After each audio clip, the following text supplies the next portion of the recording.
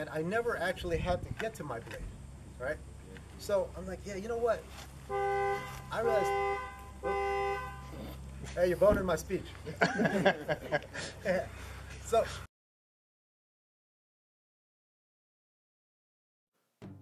I recently attended a tactical blade seminar taught and instructed by Tuhon Ray Dionaldo of Filipino Combat Systems. We learned a variety of techniques designed to dispel and redefine what we typically think about knife fighting. Some preliminary skills were learned, and I was able to hammer out and discuss some of the minutiae with the folks from varying skill levels and expertise. It didn't take too long for many of us to start stabbing like a pro.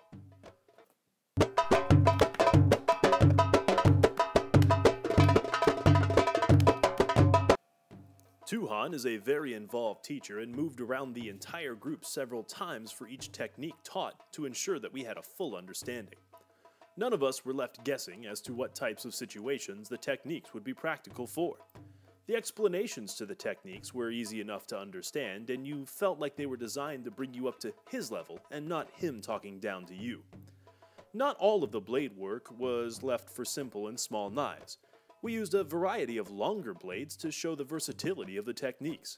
Most of the larger blades were mock-ups of traditional Filipino weaponry. Those of us without the luxury of training swords used spare eskrima sticks as a substitute. There were lots of people at the seminar that were highly skilled. Here we see FCS instructor Ben Zaharias going over the two-handed sombrata with Ares Firearms Training Range owner Trey Johnson. In another demonstration, we see FCS instructor Nate Hill showing us the ability to stop multiple attacks while still maintaining the speed of the technique. Inbred within the movements is the ability to check your opponent's entry. He is easily able to stop Tuhon's elbows, knees, and headbutts. I have worked with knives plenty of times before, and I felt pretty confident with my skill. But without really talking with true masters in the field, it is often difficult to find the holes in my style. This workshop was just what I needed to iron out a few more wrinkles in my technique. The environment was very pleasant, and there weren't any folks walking around like they were cock of the walk. Everybody helped everybody, and the mood was always lifted with Tuhon Ray's light-hearted and witty explanations on, well, stabbing and killing. Since we were practicing outside of a gun range, a lot of the talk was translated into gun handling concepts. This was a tie-in that helped many that were in attendance, as most folks walked straight over, holstering their guns and unsheathing their knives. In a final demonstration, we see what years of practice and dedication can get you.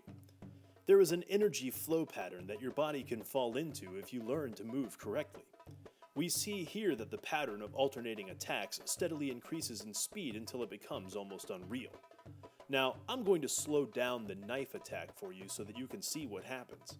He draws the first blade, attacking vital areas. After a few cuts, he tosses the blade so that you can see the draw from the back. After attacking a few more vital areas, he ends up tossing that blade as well, so that he can draw his opponent's blade and continue the attack.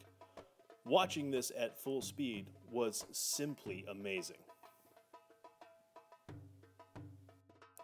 To find out more about everything, go to fcskali.com or urbantactical.org or aresfirearmstraining.com or theartofbadass.com. Remember, there's a million ways to make yourself better. Some ways are just more badass than others.